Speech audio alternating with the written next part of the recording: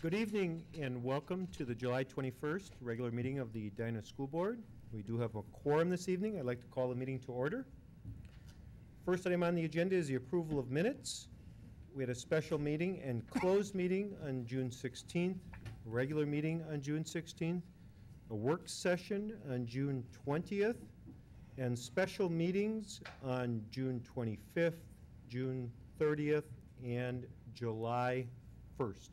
Get a motion to approve those set of minutes. So moved. Second.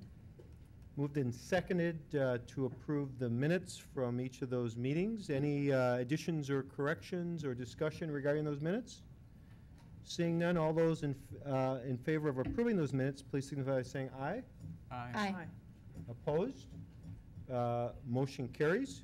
One other item I'd like to share this evening is on the 19th, the school board met with Superintendent Dressen this past Saturday to discuss his 2013-2014 performance evaluation. The assessment was based on his performance goals, feedback from the community, parents, staff, and colleagues, and his overall performance of the overall performance of the school district. His performance was assessed in 6 areas: governance, planning and resource management, staff relations and development, student relations, communications, and curriculum and instruction. The board does this annually, and the board did find that Superintendent Dressen exceeds his performance expectations in all areas, which speaks not only to Superintendent Dressen's effort, but also to his entire school district leadership team.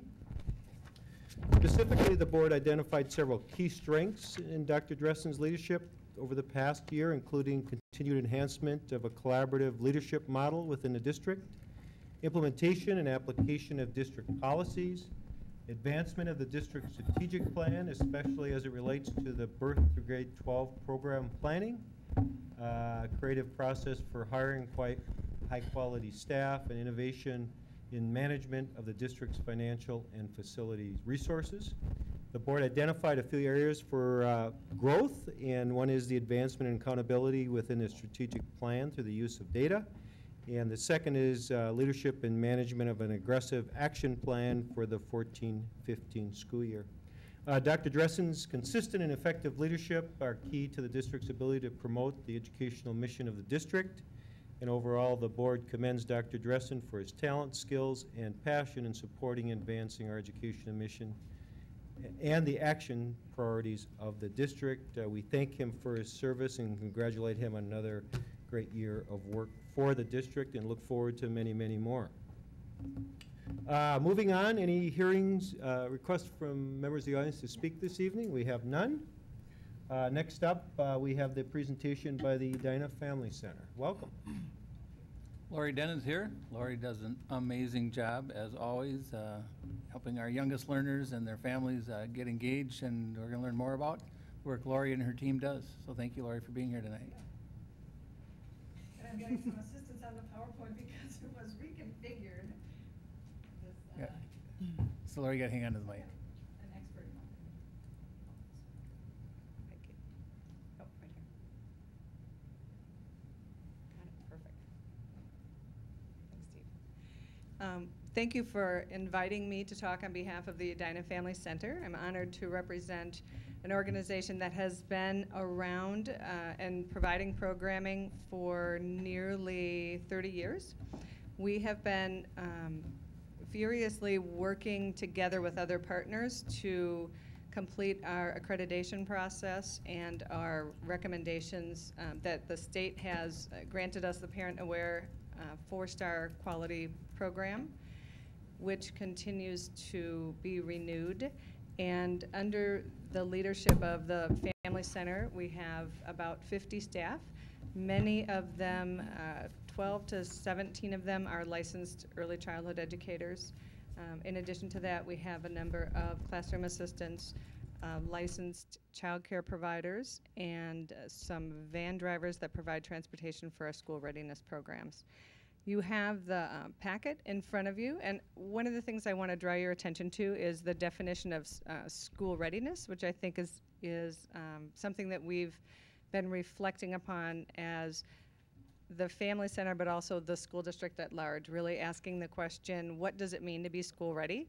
And I like this description. It describes the capabilities of children, their families, schools, and communities that will best promote student success at birth and beyond. And we certainly have a very committed partnership with the school district, with the city, and with the state to help us meet those goals. We are working hard with DMTS to create MARS numbers for all children starting at birth so that we can track their development and assessments along the way rather than just beginning in kindergarten. So we're excited about that new pilot program with the state. We also have the partnerships that I talked about, including Metro South Adult Education, which provides English as a second language and GED preparation, both on-site here for the English as a second language classes, which happen in the community center, and we provide the childcare for eligible children. I like this definition. A ready school accepts all children and provides a seamless transition to a high-quality learning environment by engaging the whole family. We have a number of opportunities to connect with over 500 plus families a year. That's approximately how many are in our census annually. And we're excited to continue to work with those families who are for the first time transitioning to the all-day kindergarten as the only option in the school district. We're excited to help with that piece. We have a guided discovery-based program and curriculum in preschool, which allows kids to develop at their own rate, but has all of the attributes for high-quality early learning in the 6 developmental areas that are important. And we're honored to work with several cultural liaisons that help support our families who are from Somali, from East India, and our Hispanic-speaking families that come from all over. We have tried to remove many of the barriers that can be a hindrance for families looking for high-quality programs. So we do provide transportation, financial assistance, and often work with interpreters and language line, et cetera, to help make sure that families understand all of the things that we offer the district and are able to continue to take advantage of those.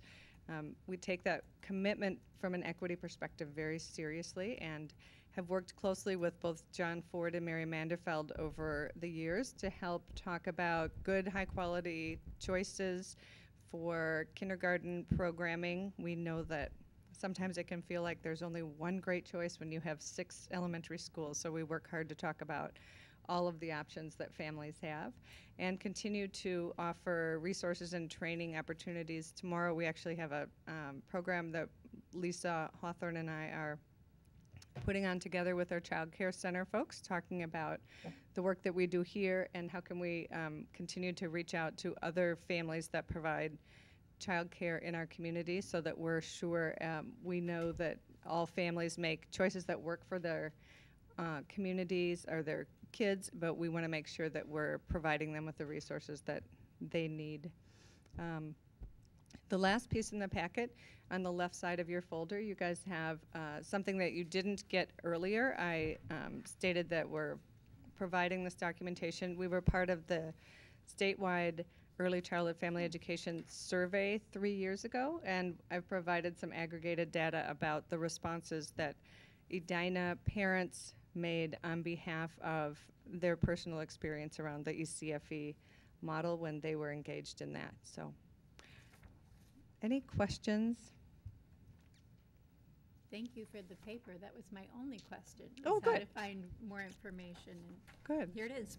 Yeah, it's a great resource, and we were partnering with the University of Minnesota, and I think it's it's a statistically sound opportunity for us to look at what we could do differently to improve the programming that we offer, but also gives parents the ability to reflect and think about the impact that participating has had on themselves personally and the relationship that they have with their kids. So.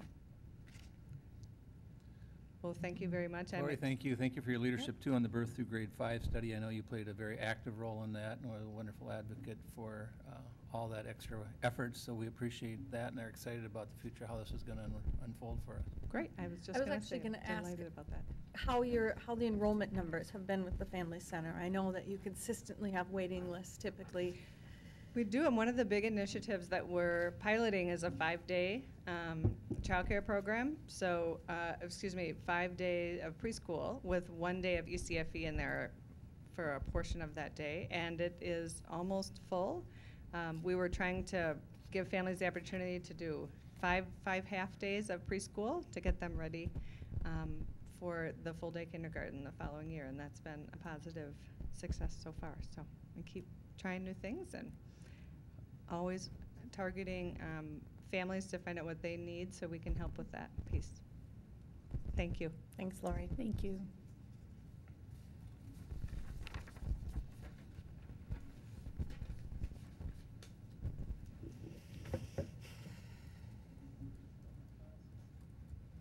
Next up, Rick is going to present the leadership update. Called him Dr. Dressen enough tonight.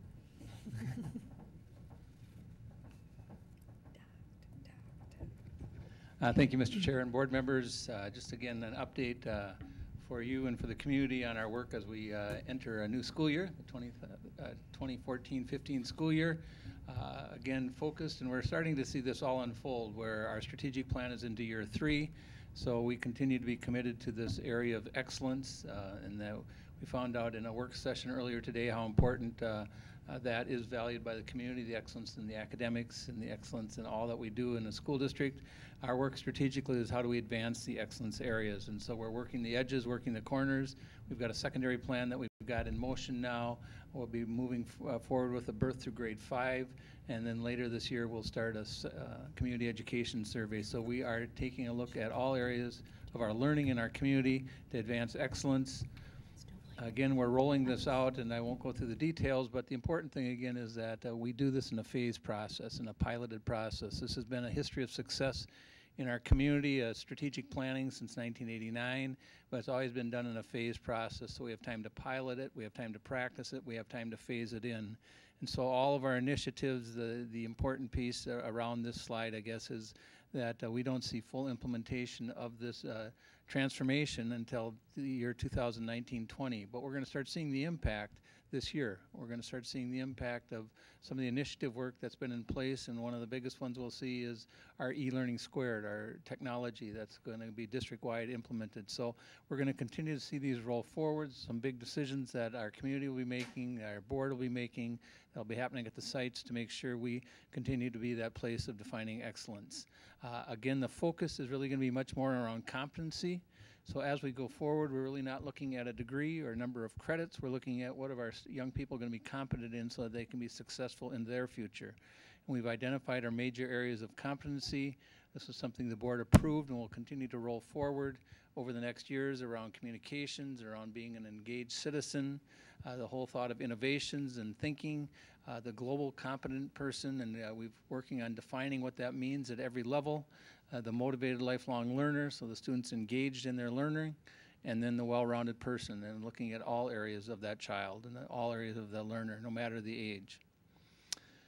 Personalized learning, we've taken a lot of work on that. Really our strategic plan of 2006-07 started down that path of saying what should a personalized learning experience be. Earlier in June, the board did approve a position statement that talks about this whole thought of voice and choice in their learning, so they're engaged around it and they know how to learn, and we have some key components with that personalized learning. We'll continue to see this unfold. We'll continue to bring this into our staff training as well as communicating with parents and students on the importance of this personalized learning initiative. When we look at the profile of that personalized learning, again, we're not looking just at the academic strengths, but if you look at the notes at the bottom of this slide, you can see it's where the students are strong, where some of their challenges areas, this whole thought of wellness, looking at that whole child, having goals around that, their learning styles, so students and staff and parents become aware of how the learner learns, interests, personality, what type of child, that learning styles, and then goals and aspirations. So we will be looking at that personalized learning from a profile standpoint. Again, some piloting being done on this. Big area we'll be doing is an audit on our counseling and advising department to say how does that roll into this planning effort. Again, the framework is there. We're going to start putting the programs in places of how this would actually begin to operate. Our big 3 goals for the year still are around personalized learning, around a coherent or comprehensive educational program, that whole thought of cradle to career plus, taking care of all learners in our community, and the thought of partnerships. And we have some special, some studies that we'll be implementing, the special ed study and the technology plans that were approved, are accepted by the board. The e-learning scared I mentioned. We're in our 2nd year of our All for All initiative, making sure all of us are working for all learners. This is really trying to close our gaps around academics, opportunities, and access. In our continuity of programming, the birth through grade 5 and the secondary plans are rolling forward. We've got a variety of initiatives that we'll be acting on, and that will be coming throughout the year to talk more about that with the board. I mentioned the community education strategic plan. We're also updating our district equity plan. This is making sure that we're serving all students as effectively as we can. A facility study is going on as well. In our partnership piece, we've approved a revised teacher appraisal process, and we'll continue to use professional learning communities, or PLCs, to help us, our teachers with their training, as well as all staff and staff development, looking at a staffing audit or a different staffing model that we'll continue to study. And then the new area that we're really looking at is how do we support our staff through the change process. And so we've done some climate survey work. We're recognizing some needs that we need to respond to. And so we're going to have a task force that will continue to study that. So those become some of our major study areas that we'll be looking at as we grow into the 2014-15 year. Later this evening, the board will be asked to approve the Birth Through Grade 5, or BG5, program frameworks. This was presented to the board at their June 2nd meeting, and then again at the regular meeting in June. We have 4 areas that the board will be looking at: global awareness and understanding, an enhanced and integrated curriculum, a student wellness component, and innovative use of time, space, and talent. All of these major initiatives align with our secondary study, but are also age appropriate for that preschool, for those earliest years and those intermediate years in the elementary level. They've also created vision statements. And one of the shifts we've done is make that global awareness and understanding a little more age appropriate or developmentally appropriate. So there's some changes made with that. But Gwen, I don't know if there's anything else we want to add to that as far as overview. If the board would have any specific questions prior to taking action, we could pause and ask questions at this point. We've had quite a bit of discussion on it. Well, there's action later today, so if you do have questions, we can take it at that time. As far as summer, we're busy with our summer construction, and we're making good progress. It will always be a challenge for us, given the age of our buildings and the initiative that the district's taking to make sure our buildings remain educationally appropriate. And so we're busy with our construction projects at Creek Valley, at Highlands, at Concord, and Cornelia. We did have a little bit of a challenge with an underage worker early in or late June or early July. Worked closely with the union representatives who called it to our attention and had wonderful cooperation. Kevin is with us today, and we thank him for cooperation he provided as a representative of their group, and we'll work in partnership with them going forward. But we do feel that issue has been addressed, and work closely with our architects and our general contractors on that matter. We are closing in on the Facility Advisory Task Force. So board members, again, if you have names or community members who are viewing this, if you're interested in being involved in helping us shape our future spaces for our learners, we have an advisory task force that would be doing work from August and concluding in October. It'd be a lot of good learning, and we'd encourage them to apply online to the district website. We are considering and looking at a possible building facility bond referendum. The board did have a work session earlier this evening where we learned more about how we might construct that as far as it is financially. We also received results of a community survey that was taken in early June about the community's awareness of our facility needs and their interest in supporting such a project. And we'll continue to be gathering more data but it's likely that if the board would be moving for a spring referendum, that it would be later this fall, that we'd be addressing that in more formal ways. I would guess this would become a regular routine item of the board, keeping you posted, as well as our community. Our challenges remain around the age of the building, the fact that we are reaching capacity with our student enrollment. We continue to want to address some of the safety and security challenges, given that our buildings were built in the 50s and the 60s and one in the 70s, that we want to make sure our facilities are really 21st century ready from a safety and security standpoint, and then to match up our facilities with the programming changes that we're continuing to see evolve. And those would probably be some of the major areas that we'd be looking at as we study our facilities. So on the advisory task force, is there a deadline for people who are interested in applying? It would be the end of this month, I believe. It's July 31st, and they can get to it online, or they can contact the communications office and we can get them a hard copy application. Thank you. Leadership news. We want to welcome Jeff Jorgensen to our meeting tonight. Jeff is attending his first. There it is, Jeff. You feel welcomed. Jeff is coming to us from South Washington County. It was a very competitive process. We had a lot of great applicants. Previous to this, Jeff was in the Alexandria School District, and previous to that in the Worthington District, all as special ed director. Very well recognized for his work on financial management and creative solution around staffing. Has been taking a close look at our, just getting us ready for the year, but also at our strategic plan that rolled out. And we're having a strong transition between Penny Coldridge, who's an administrator in special assignment. Her focus will be more on the strategic work, but she and Jeff have been working closely in this transition, and we want to welcome Jeff to the district and thank him for being here tonight. Chris Holden is not new to the district, but new in a position. Chris is going to be at Normandale Elementary. And Lisa Masika, who was at the board meeting in June, has started at Cornelia.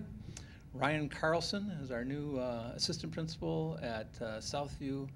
He started his first day today. Ryan was previous in Chisago Lakes as an assistant principal, and prior to that at a dean and a teacher in East Carver County. Did his graduate work through St. Mary's University. We are closing in on a position to replace our human resource manager and hope to have that person named probably yet this week, Gwen?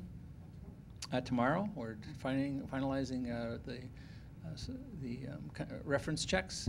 And then our assistant high school principal position, we have finalist interviews on Friday of this week. Would expect once we do the learning reference checks and have the finalists complete their leadership profile work, that we'd have it first week in August.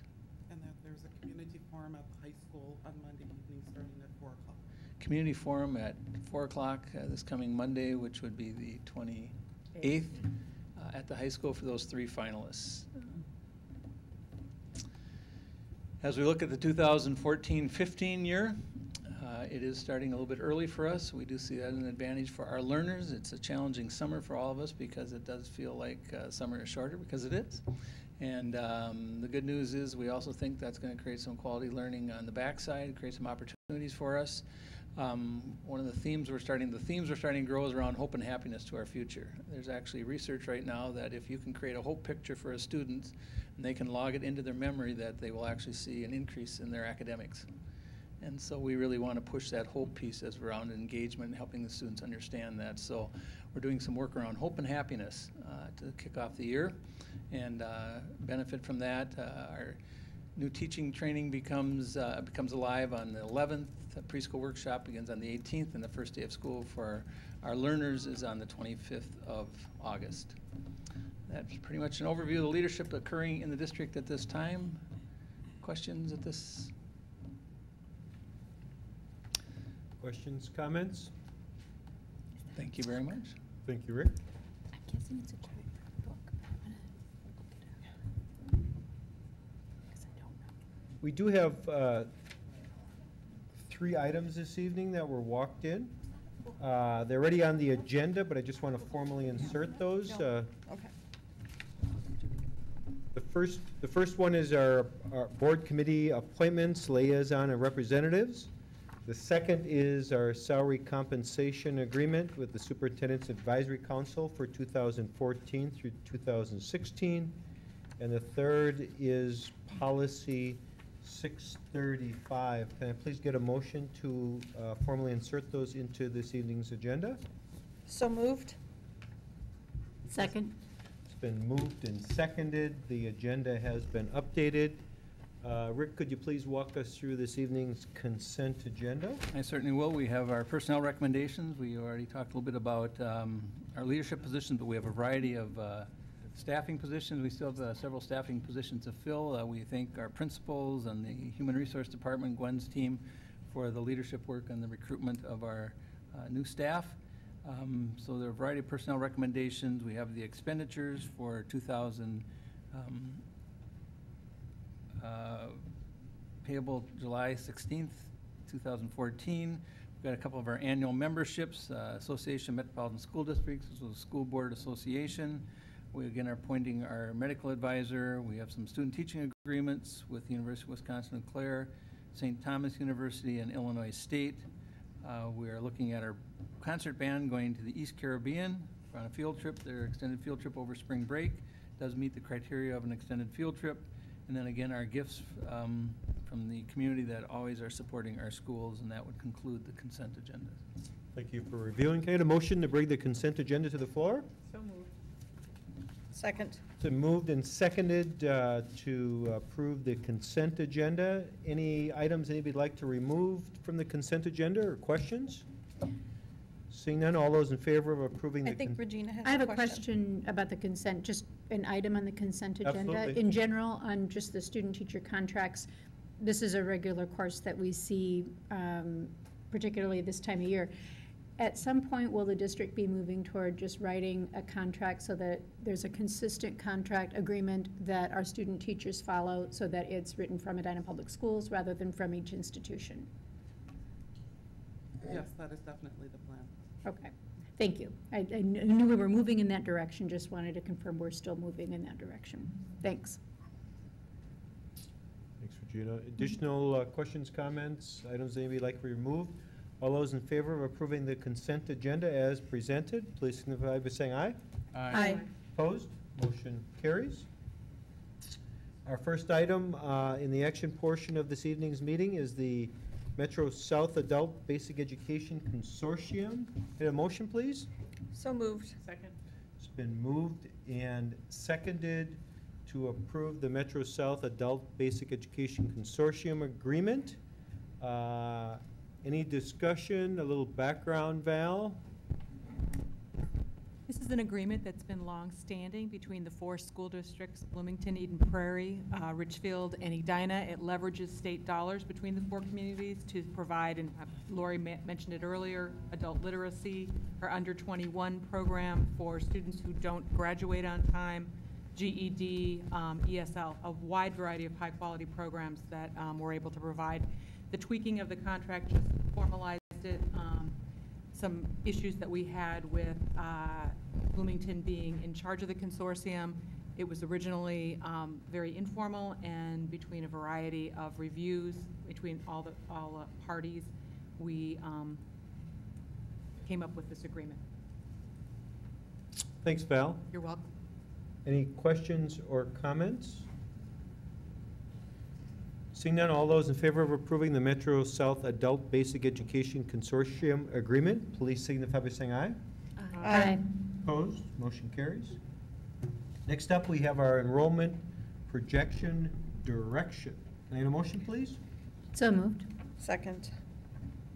Moved and seconded. Any discussion? Any background? Rick? So this is a renewal of our practice that we've had as a school district, where we try to align our open enrollment practices as far as non-resident students entering our school district with the resident students who are leaving our district, whether it's to a private school, public, or a homeschool setting.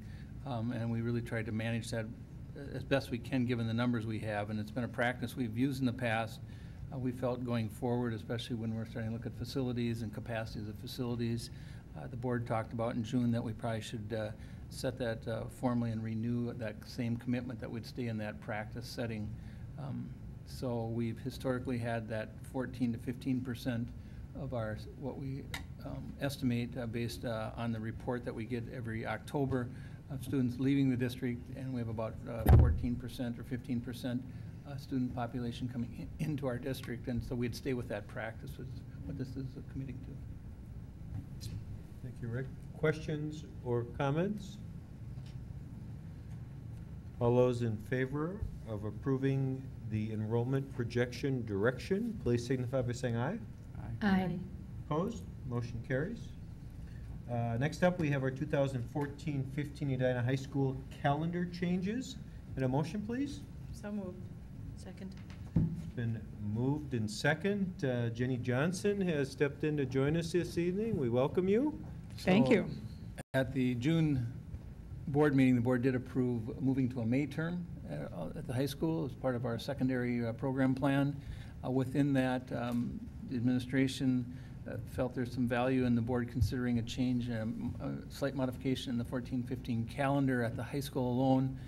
Jenny and her team, administrative team, have been working on some options around that, and I'd encourage Jenny to give us a little bit of an overview of it, and then the board can ask further questions before taking a vote on it. Thank you.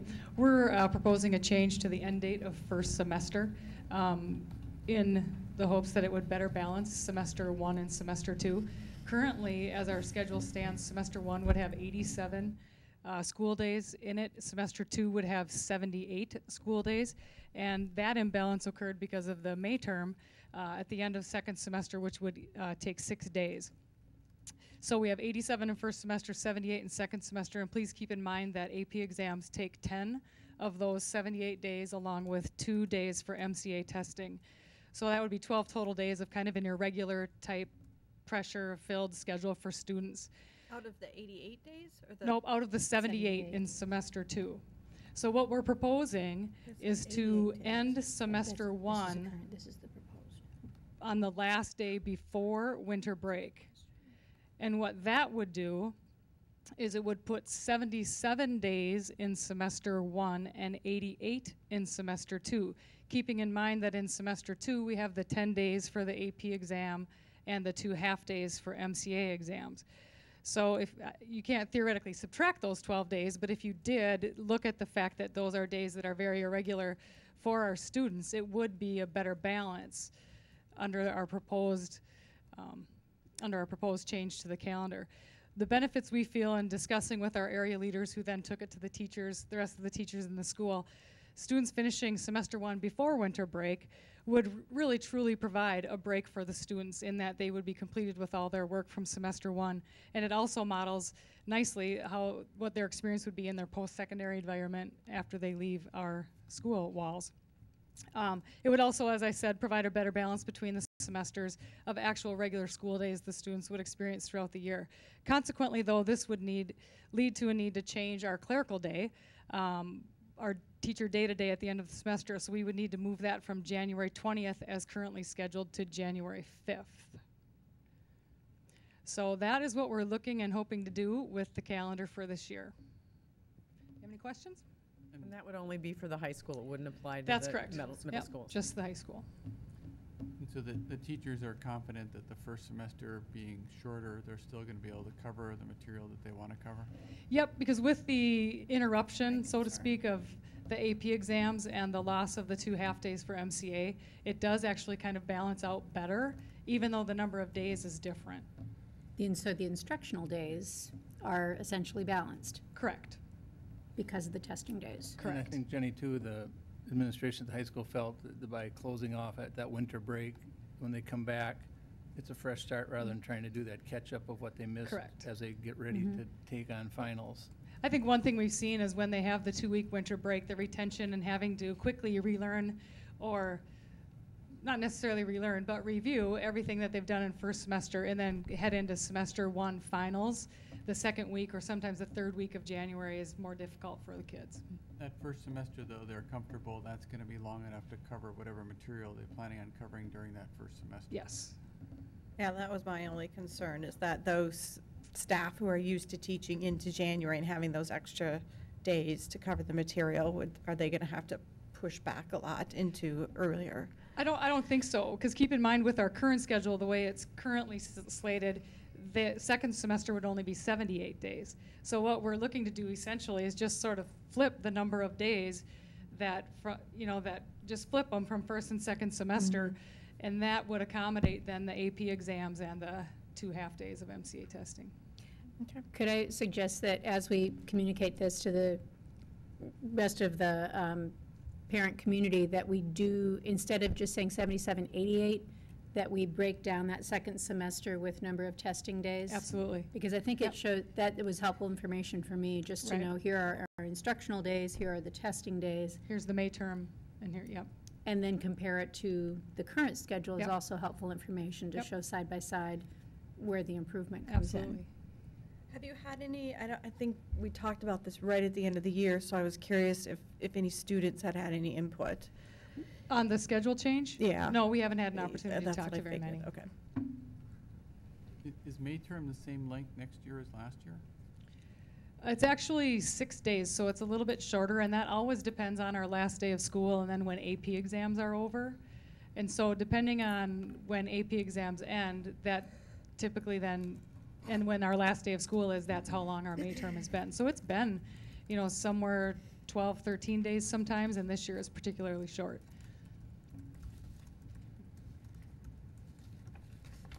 Additional questions, comments?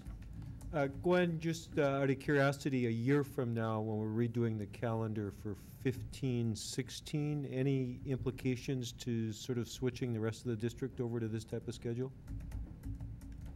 I have had a chance to get some input from elementary principals and teachers, as well as middle school teachers, and there were several concerns. So this would be a huge discussion with the calendar committee.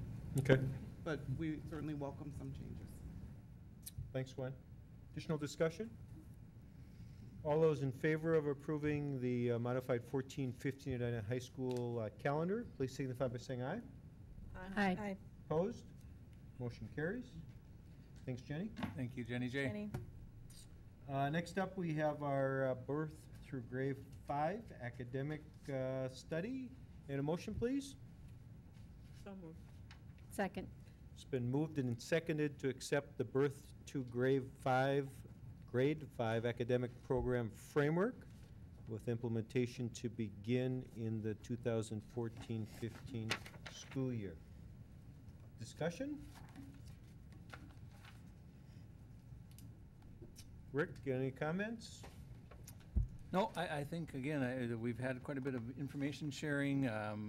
One of the benefits in talking to some consultants who have been tracking what Edina's been doing, as well as other school districts, the unique factor is the next step, where we have a lot of engagement by our teaching staff in the implementation of this work. While they were close to developing it, most districts moved then into an administrative or a task force made up of parents, teachers, and administrators. This is really very strongly tied back to our teaching staff, and what this consultant I was talking to really feels that it's unique, and it will help generate progress in a more rapid fashion, much like we're seeing with an initiative like an idea that was barely on the table a year ago around May term, and the board just acted on that tonight.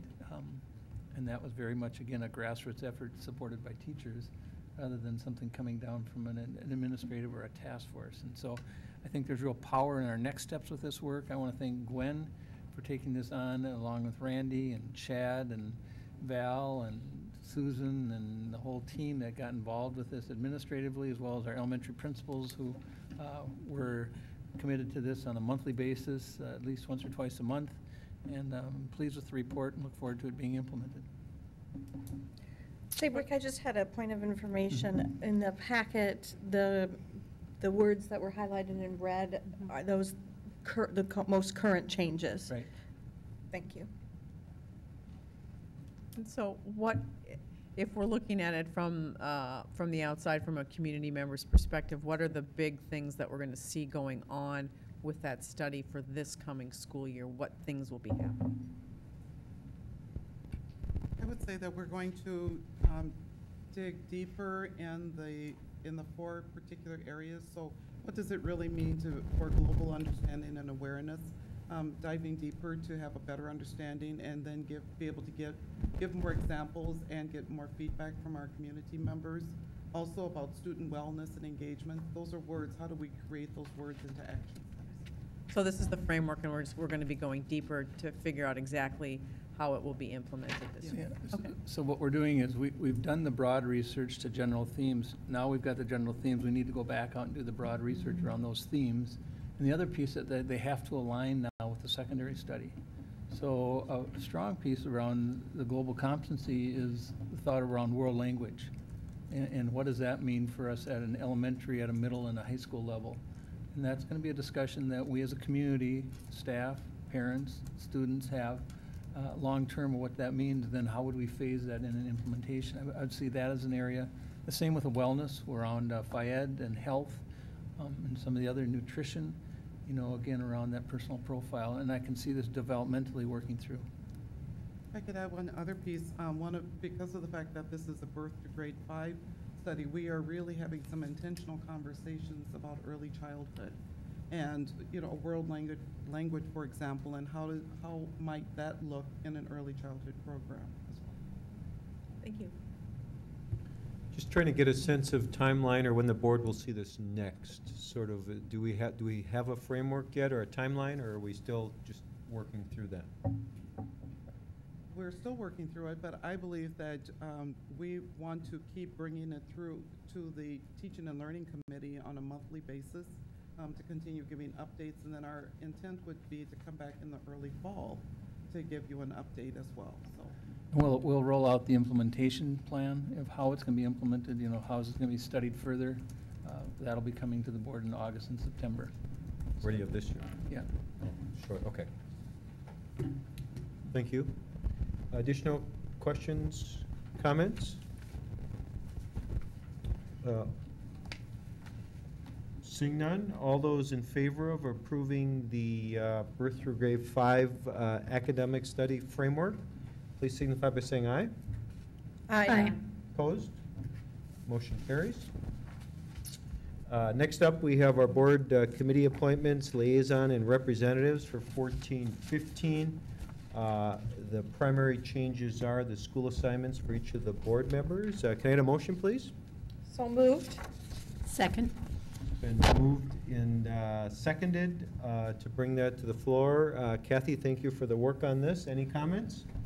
I think it's fairly final what we see now. One issue that may arise is the SAC committee at the high school has not set their meeting times for this coming year. They're not sure what day and time they will meet, and David Goldstein is on that committee, and if he's currently being assigned to Countryside School, if that turns out to be a conflict, we may have to move people around a little bit so that he's not always committed every month to being in 2 places at one time. And same with my assignment on Cornelia. Right. So long as it's not Thursday mornings. Right. Cornelia is with a new principal. It is yet to be determined. She's still when TBD. they, you know, whether it's site council, parent council, what meetings they would like the school board member to attend. And once we know that, we may have to be flexible and move people a little bit around at the beginning of the year. But for right now, this should be what we're shooting for. Excellent. Thank you all. Additional questions, comments? All those in favor of approving the latest version of the board committee appointments, liaison, and representatives, please signify by saying aye. Aye. Opposed? Motion carries. Next up, we have our salary compensation agreement with the Student Advisory Council for 2014 through 2016, also known as the LEAD team. Can I get a motion to bring that to the floor? Second. Been moved and seconded. There was discussion at the HR meeting around this, as well as at the Saturday's board workshop. Rick? Correct. So this is Superintendent's Advisory Council. Again, it's the senior management positions at the HR level since probably, I would say February. We've been taking a look at just compensation packages so that our administrative team is competitive with the area school districts that we target. And so we take a look at that. We also take a look at what we're able to do from a total compensation standpoint. Total package over 2 years for these positions is 4.27%. That is within the parameters that was provided to us by the Board Human Resource Committee and the budgeted amounts. It does look at a 1% each year increase in salary, as well as a 3% increase in health insurance for the Superintendent's Advisory Council members. They also receive additional vacation days over a 2-year period to align with what is occurring with other organized groups. This is not an organized group, it's senior management, but there was some corrections we needed to make to ensure that their compensation package, total compensation package, was at the average of our targeted districts. And so there was some salary adjustments totaling just about $20,000 to 4 of the 6 positions, or 4 of the 7 positions, and would recommend board approval on that, and can't speak high enough about the work that this team does for us on a daily basis. Thank you, Rick. Any discussion? So there's a couple of adjustments, plus it's 1 and 1, right? That's correct. And that's really basically to try to catch us up to where our competing districts are at. No, just to an average. So it isn't, it's at the So average. we're not quite as far So we're not behind. below average. Well, that's, yeah, I mean, I think we're seeing in the area of leadership, larger compensation packages occurring in school districts in the metro. Just trying to make that clear, because Yep. when I read through it, it doesn't Yep. add up to 1% and 1%. Right, And right, it's one there's a for one. reason for it. Yep. Okay. Thank you, Lenny. Additional questions or comments? All those in favor of approving the salary compensation agreement with the students, this is Superintendent's Advisory Council, long day, with the Superintendent's Advisory Council for 2014 through 2016, please signify by saying aye. Aye. Opposed? Motion carries. Congratulations and thank you all. Next up, we have our CES Coordinators Guidebook and CES Employees Guidebook. I'm going to combine those into a single motion. Can I have someone bring those two to the floor? So moved. Second. It's been moved and seconded to bring the Community Education Services Coordinators Guidebook as well as a Community Education Services Employees Guidebook. Up for discussion and approval. Val, would you like to provide a little background for us, please? Sure. Like the Superintendent's Advisory Council, these are not bargaining groups. They're guidebooks. We do them every 2 years.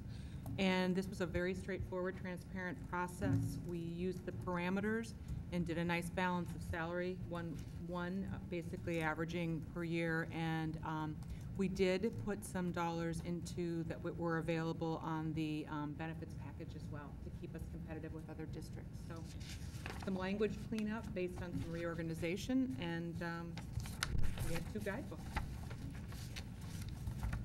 I had just one question. I was looking through one of them on the guidebook for the Community Education Services employees. Mm-hmm. It said you added a bunch of positions, but then it also says you removed a number of positions. The positions that were removed, what happened to them? Most of this was renaming. Again, we redid our adult education and our volunteer program. So the removed positions were essentially renamed. And then we also did some blending. We had several positions that were like just named differently, but were essentially the same. So more cleanup. So the people who are doing those jobs are still part of that group? It's not like we took them out and put them in some other group? No, not at all. Okay, No, it was thank you. really just being very clear about what they were doing. Thank you. Additional discussion? HR did talk about the salary things here. I can't say that we looked specifically at the guidebooks in their file form that I remember, so, but we did talk about the increases along the way. Additional discussion or questions for Val? Seeing none, all those in favor of approving both the Community Education Services Coordinators Guidebook and their Employee Guidebook, please signify by saying aye. Aye. Opposed? Motion carries. Next up, we have 3 purchases, a Cisco Smart Net Service Contract, an Assessment and Standards Management Software Platform, and musical instruments. Can someone please bring all 3 of those to the table in the form of a motion? I move to bring all 3 purchase items to the table. Excellent. Can I get a second? Second. It's been first and seconded. Steve, I see you have the first two on your bag of goodies you're purchasing. You want to walk us through, please? Yeah, thank you. Good evening, Board. Good evening, Superintendent. Today we have, I'm bringing two action items. One is for a service contract for our infrastructure. It's for our Cisco routers and switches. It covers hardware failure, software upgrades, and then also if we have support issues for it, will provide us the support for it. It's an annual contract. We've seen it before. It does go up a little bit every year because it is based on how many access points we go on, but it is off the state contract, so it is the price that is being paid. The second item is for a assessment and standards management software platform. Work closely with the curriculum department, Randy's department, Scott, and the TOSAs to really look for a software solution that would enable the district to create, modify, share, distribute, analyze assessments, standards-based curriculum, and resources. We received 5 bids. We eliminated 1 because it was insufficient in the information they provided us. And we looked at the responses of the others, and though not the cheapest, we looked at Mastery Connect in particular for its quality of its product. It's very innovative in the way they're providing their software. They seem to be on the cutting edge and continue to be delivering innovative solutions that are aligned with PLC's collaboration, standards-based alignment of assessment and curriculum. And we've had a relationship with them. So the evaluation committee looked at the features, cost, and relationship and are recommending the purchase of Mastery Connect for the next 3 years. How do these dollar amounts compare to the prior contracts? I assume there are prior similar contracts? They're similar contracts. For the SmartNet, it is actually $2,000 more expensive than last year. And then for the Mastery Connect, we piloted their product in the past, so we haven't had it at a district-wide, but it's a little bit cheaper per student. So their charges per student, and it's a little bit cheaper if we go with the whole district over a 3-year contract. So when the Teaching and Learning Committee in June saw the presentation about the power standards in that dashboard, was that the Mastery Connect software that we were looking at? Yes, it was. Okay.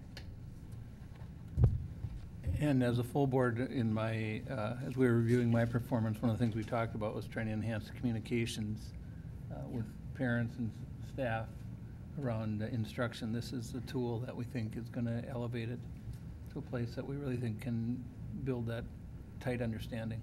It does a very good job of aligning standards and assessment and really explaining it, pretty complex data elements and a nice graphical experience for, I think, our students and our parents. It's gone a long way to helping us.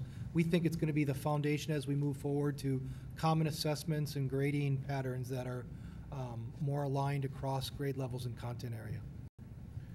The only question I have is once we get embedded in this kind of system, are we locked into it, or is there a path out? In other words, I think it's a 3-year contract. Does this really get us where we want to go, or at that point are we really, in a bad spot because we're being forced to, re-up again with them? That's a great question, and that is a dilemma of just the rapid pace of innovation and change in our technology and in technology systems. We looked hard at the systems that are out there. We like Mastery Connect, and the other nice thing about that is it will allow us to extract our data out of that system if we ever want to leave, and so we can pull the data out of that system. That doesn't mean it's going to be easy to put it into another system, but we do own the data and we do have access to that. Great.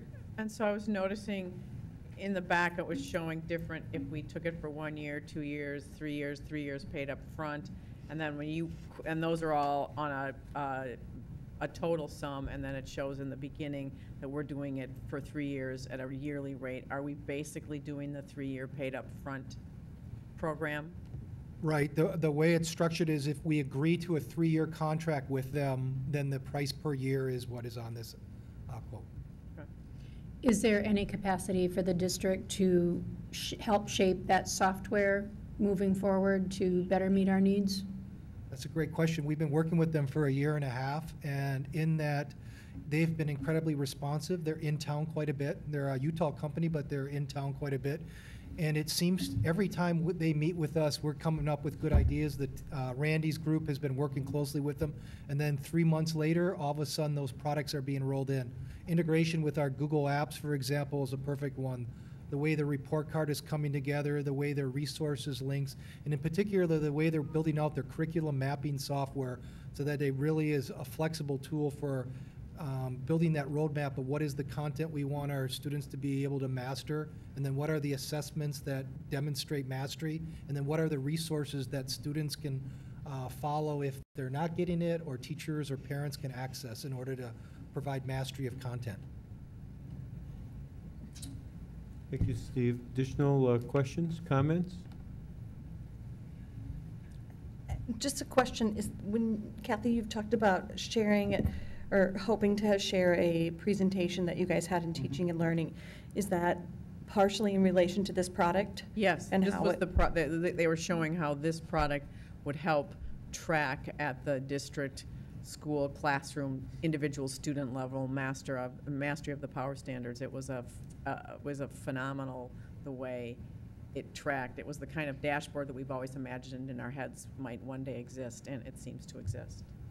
And this is what we plan to, again, at a future board meeting, present, so that the public also, as well as the board, learns more about how we are going to next generation work. Yeah, great. Additional discussion? Then we're on to, Did we need to vote? We need to No, approve the it. music No. instruments are part of this too. we want to hear Rick talk about musical instruments. I'm looking forward to that. I want to hear him explain what a cannonball Barry sax is. Well, I was concerned about the pricing on those Barry saxes.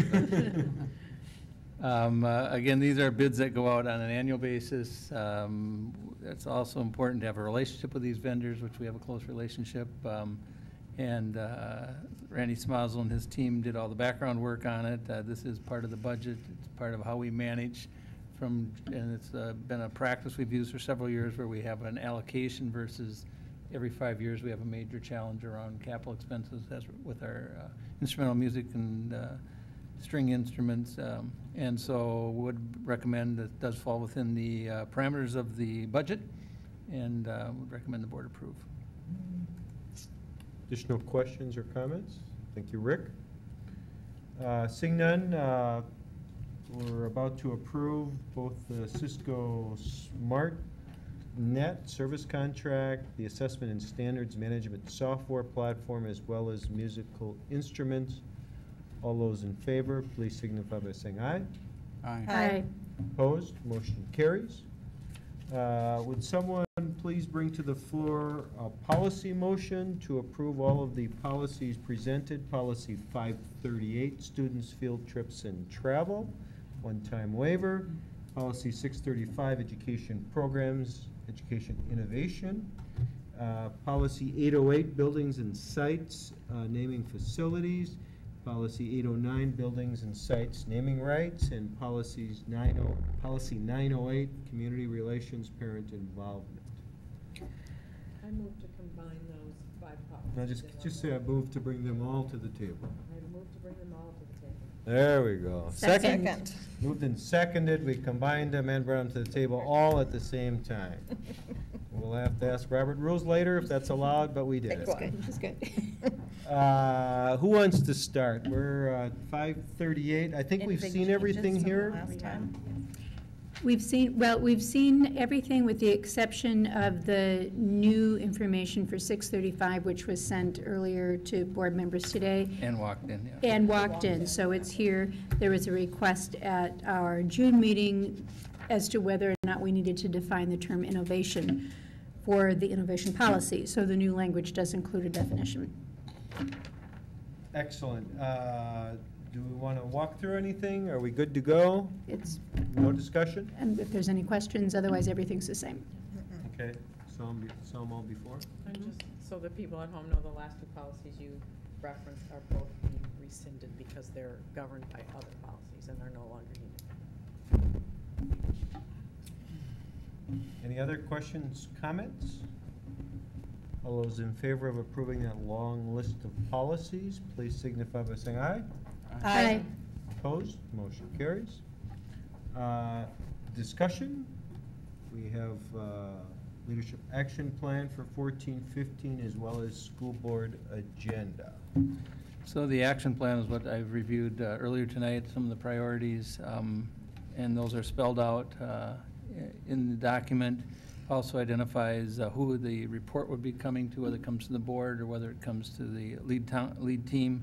The school board agenda is probably a draft. The board did do quite a bit of work talking about what they wanted to have further discussion on and the decision-making process. So that document is a working document. It's one that I pulled together based on our leadership action plan and the yearly actions, but recognize that we're now looking at an August work session, at which time I think the board would be able to direct the administration further before we take action in August on exactly what would be on the agenda. The other thing we're looking at doing is bringing to the board the committee agenda items for the year. And we can kind of plan out what's happening at a committee level as well. And I think we can start prioritizing and make stronger use of board leadership time at both the committee level as well as at the board meetings going forward for the 14-15 year. And that was some of the discussion that did occur at the retreat the last Saturday. Just wanted to say I thought it was very helpful when we were looking at the action plan where you identified the work type, whether it was at a learning level, an implementation level, or a standard level. That helped me get my head around where we were on some of those and issues. The continuous improvement Right. process, yeah. And we do expect after this year that we will move some of these things into standards. I mean, I'm really very hopeful. For example, we'll have a plan in place around professional learning communities that will have standardized that practice. So we will start really seeing our strategic plan fully implemented in some areas next year. Just in time to do a new one. That's it. That's what we're looking for. Thanks, Cathy. You'll still be here, right? That's right. Any questions, comments?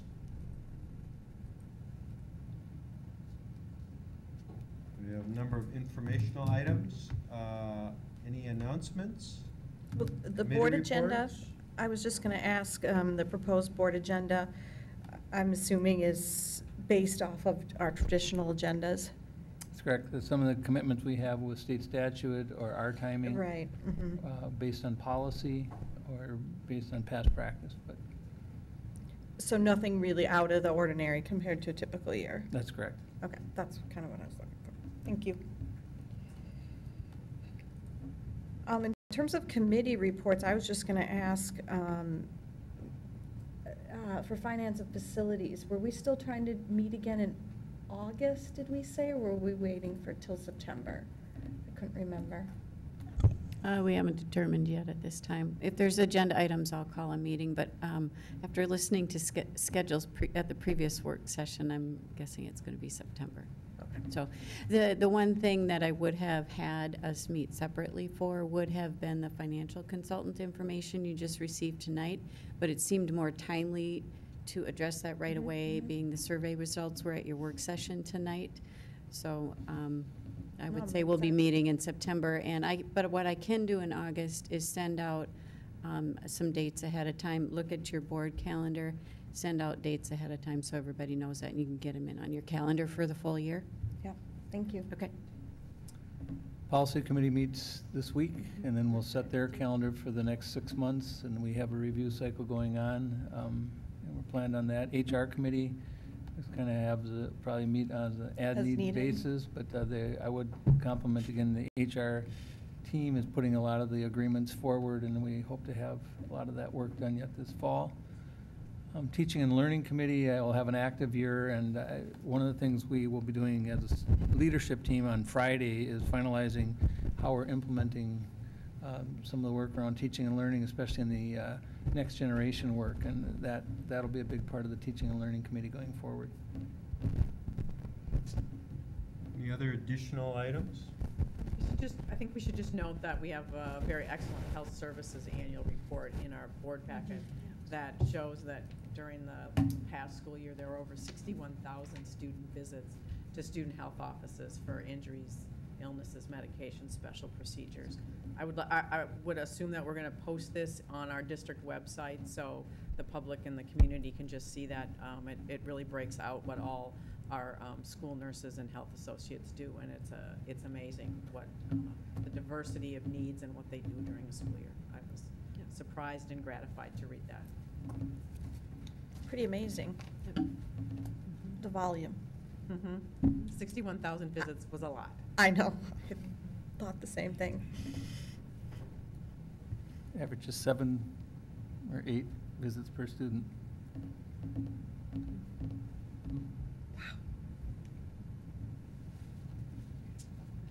Any other additional, thank you, Cathy, any other additional items or announcements? Committee reports? Any other items at all? Seeing none, if there's no objection to adjourning at this time, we will adjourn. Thank you all.